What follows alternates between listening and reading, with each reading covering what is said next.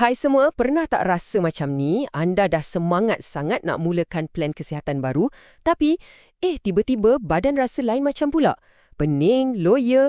Aduh, jangan risau, jangan panik. Hari ni kita akan kupas satu-satu cara nak handle simptom-simptom biasa masa badan kita tengah adjust ni.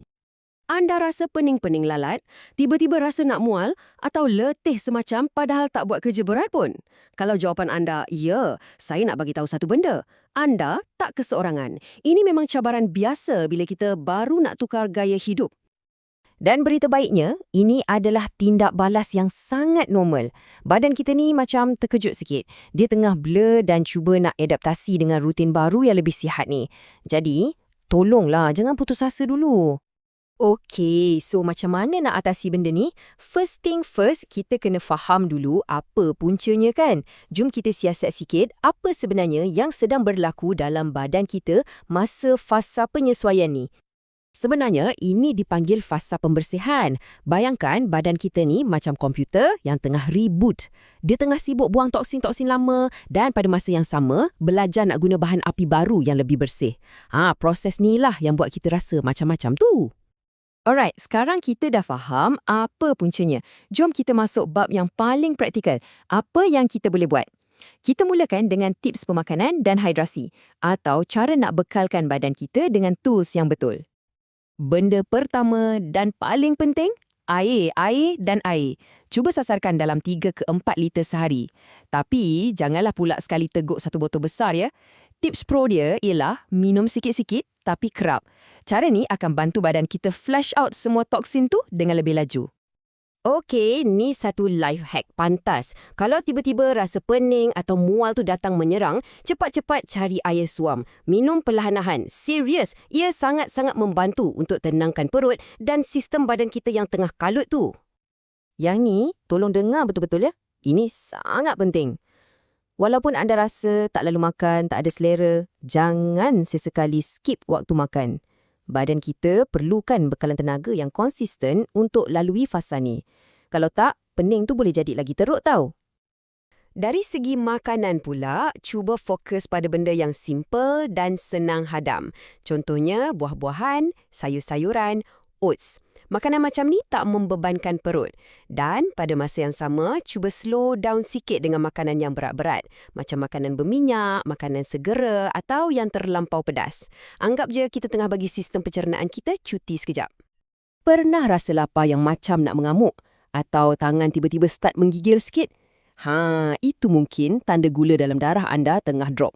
Jangan panik. Cepat-cepat ambil snack sihat. Macam protein balls ke, sebiji pisang, apple atau yogurt rendah lemak. Benda-benda ni akan bantu stabilkan balik paras gula anda dengan cepat. Okey, bab makan minum dah settle. Sekarang kita masuk bab yang sama pentingnya, iaitu mendengar apa yang badan kita cuba sampaikan. Ini semua tentang rehat dan penjagaan diri. Ingat tak tadi saya cakap badan kita tengah reset? Proses tu guna banyak tenaga tau. Macam enjin yang tengah kerja overtime. Jadi, kalau anda rasa letih lebih dari biasa, itu normal. Kuncinya kat sini ialah rehat yang cukup. Cuba tidur awal sikit untuk beberapa malam ni. Sangat membantu. Okey, untuk semua peminat kopi di luar sana, yang ni mungkin bahagian yang paling mencabar. Kafein ni dia boleh buat jantung kita rasa berdebar-debar, terutamanya masa fasa ni. Saya kata cuba je. Kurangkan separuh dulu untuk sementara waktu je, okey?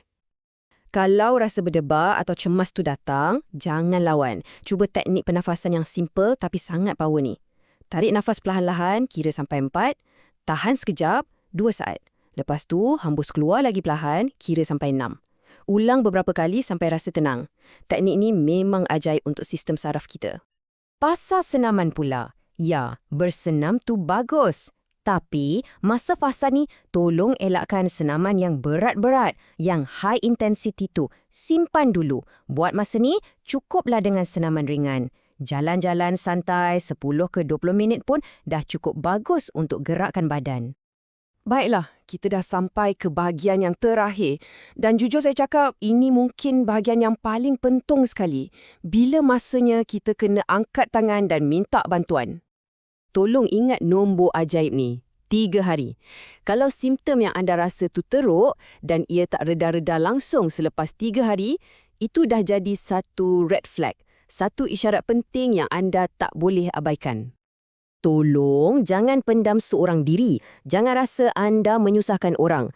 Langkah paling bijak ialah cepat-cepat maklumkan kepada coach atau pakar pemakanan anda. Kenapa? Sebab mereka boleh tengok balik plan anda dan adjust sikit supaya ia lebih serasi dengan badan anda. Ingat, tak ada satu plan yang sesuai untuk semua orang. Jadi, kesimpulannya, fasa ini hanya sementara. Ia tak akan kekal selamanya.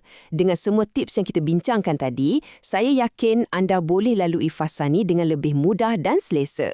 Jadi, sekarang soalan untuk anda, daripada banyak-banyak tips tadi, langkah kecil mana yang anda rasa, okey, yang ni aku boleh buat hari ni? Cuba fikirkan.